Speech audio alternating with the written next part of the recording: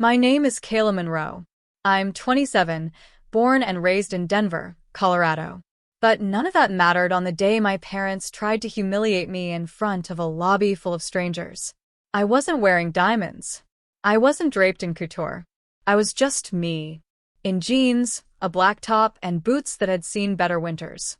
I wasn't supposed to be there. Not according to my family. Don't take another step, my dad barked as I reached the revolving door of the Alvar Grand Hotel. Before we begin, drop a comment and tell us where are you from and from which city you're watching our videos? And after watching the whole video, don't forget to tell us what would you do in this situation? Be honest, tell me in the comments below. We read every comment. Let's begin.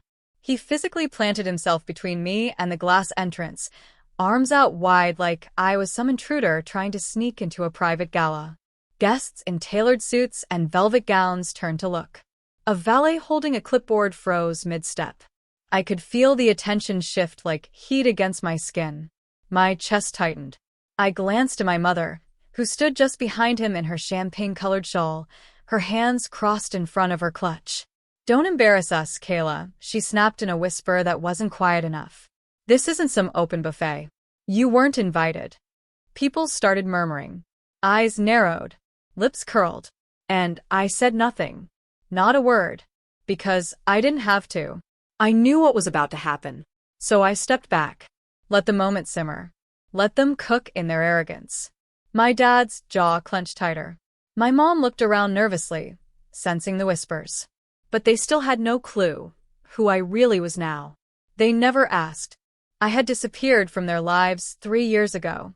Not because I hated them, because they made it clear I didn't belong.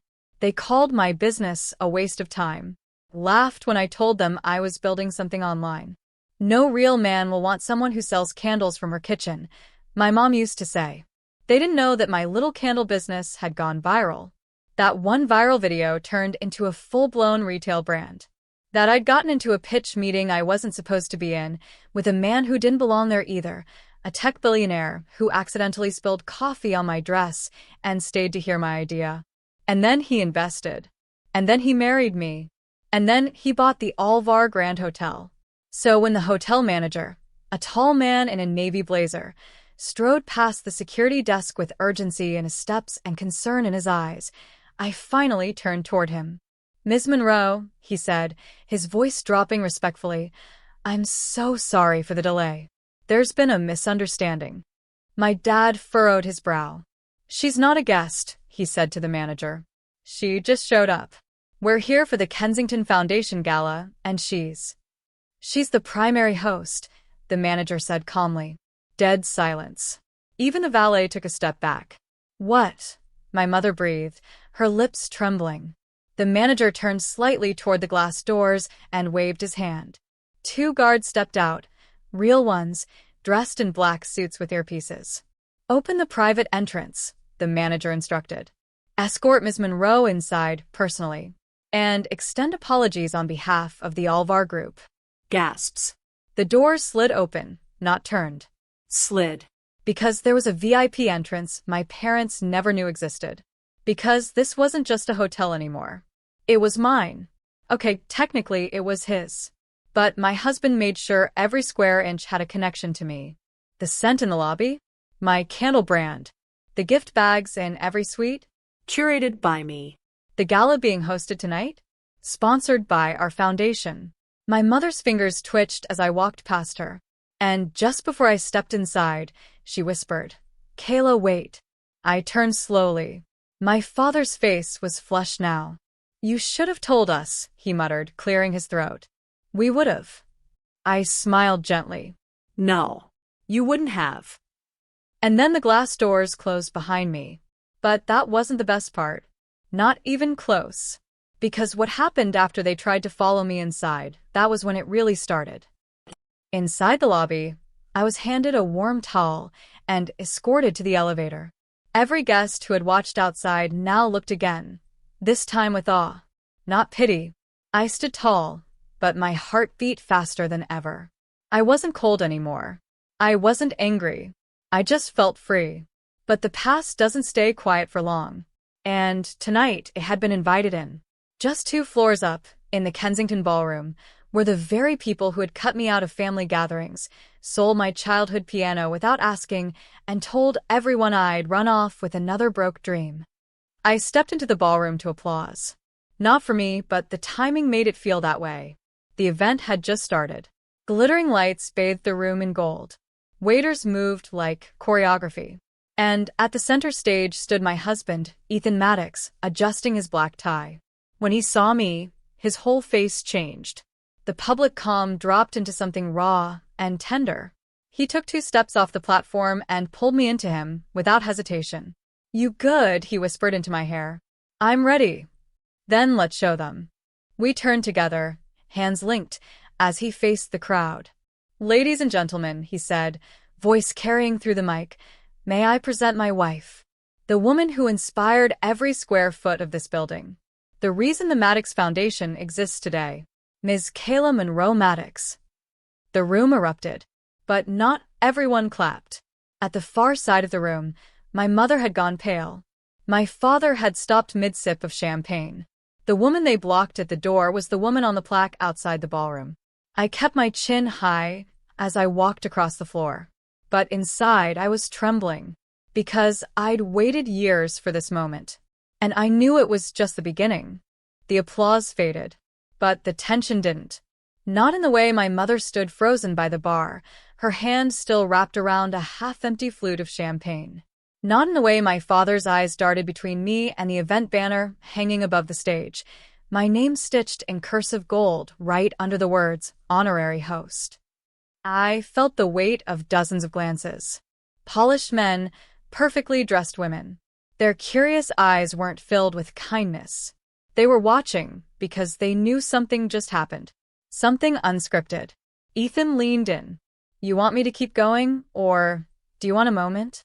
I straightened my back. "No speeches. Just give me 2 minutes." He gave my hand a gentle squeeze and stepped off to speak with the event director.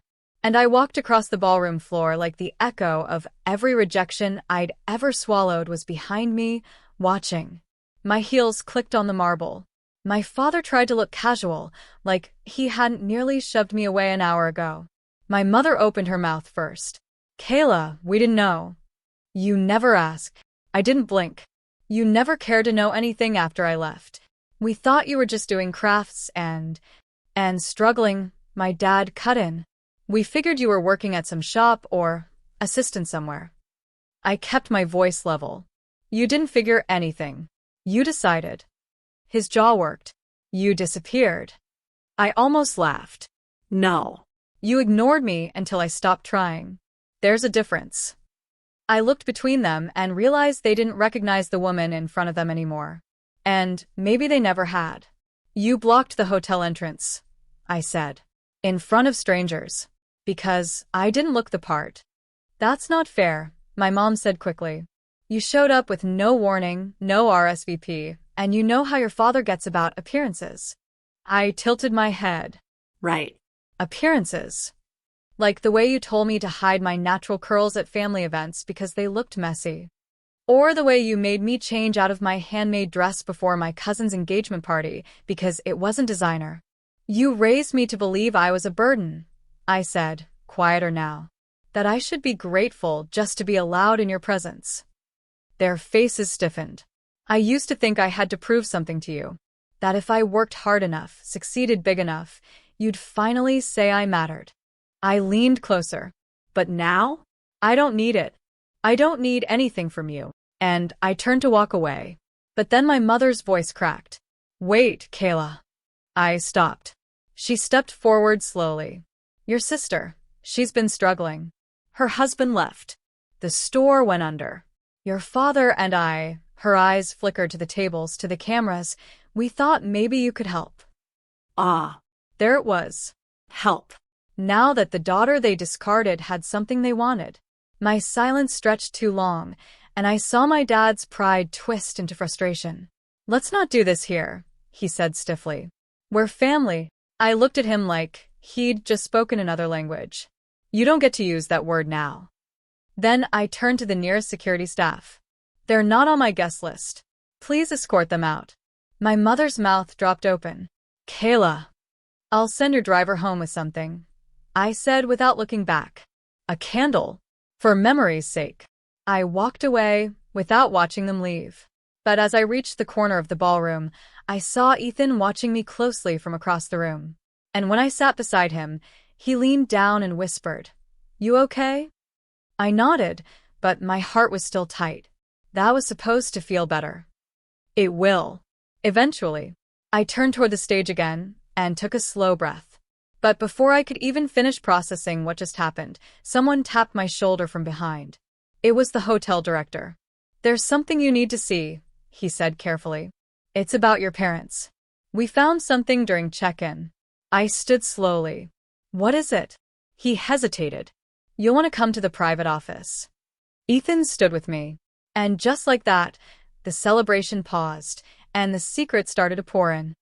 The director's office was dimly lit, modern, and cold. He walked to the desk, opened a secure drawer, and pulled out a manila envelope. "We always screen guests who arrive with high-security profiles," he explained. "Background, luggage, communications, anything that could raise a flag." My chest tightened.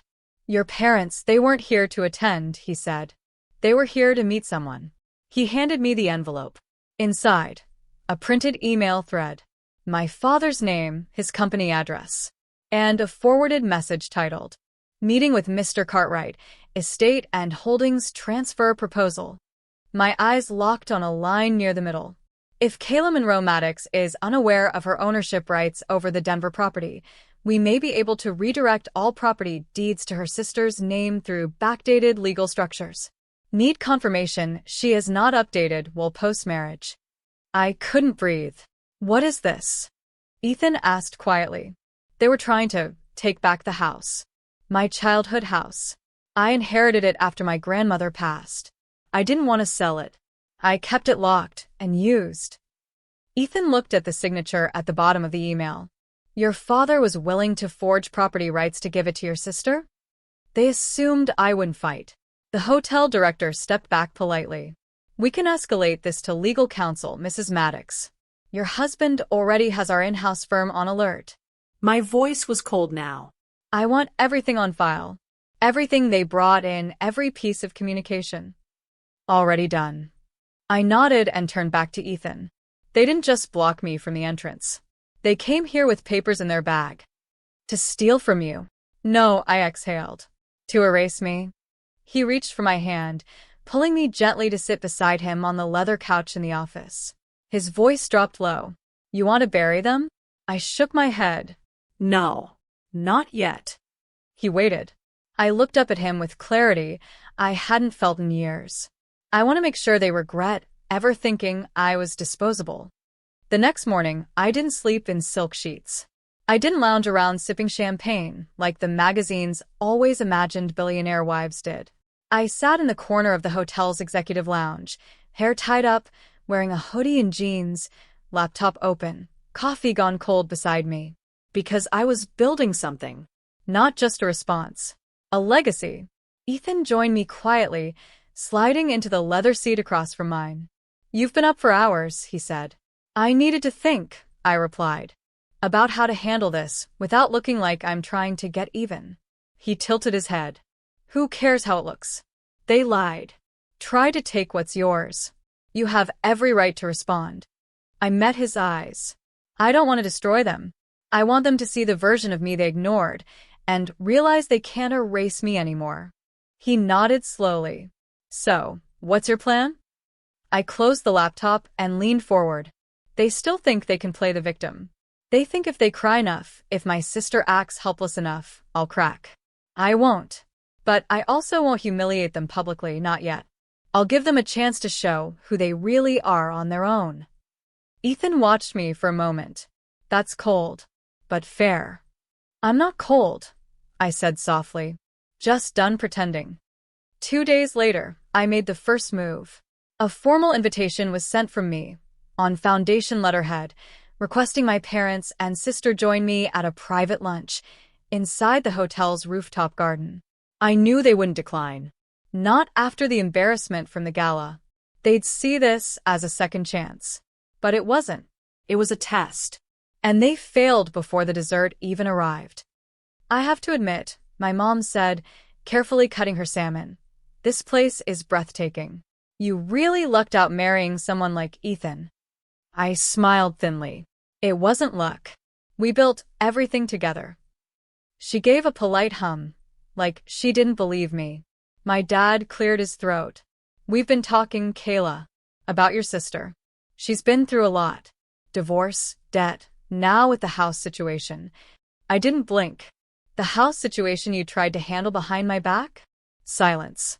My sister shifted in her seat. "I didn't know what Dad was planning." "Yes, you did," I said. "The same way you knew when they canceled my birthday to throw yours. The same way you used my college fund to cover your wedding flowers." My mom looked alarmed. "That was years ago. Let's not bring up old wounds." "You didn't just wound me," I said. "You erased me. But I let you." My father leaned back, trying to retake control. "So, what do you want? You called this meeting." "I did," I said calmly, "because I wanted to see if you'd own it. If you'd apologize. Not because I needed it, but because you needed to remember I see through you now." My sister scoffed. "Are you trying to punish us?" "No," I said, rising to my feet. "I'm reminding you that the girl you ignored built something without your approval. And now? Your access ends here." I handed each of them a sealed, white envelope. Inside, a legal statement severing financial and legal ties between us. No more gifts. No shared property. No future favors. My father read it twice. "You can't be serious." "I am," I said. "You said I didn't belong. Now you don't either." They stood, angry, voices rising, until security appeared silently behind me. They knew. They remembered. And this time, they didn't laugh. I thought that would be the end of it. I truly believed walking away with dignity, with everything in writing, would be enough. That if I gave them clean boundaries, they'd leave me in peace. But people like them don't disappear quietly. 3 days after the rooftop lunch, it happened. The headline hit the gossip blogs first, then crawled up into mainstream feeds. "Billionaire's wife cuts off family, sister evicted, parents left, devastated."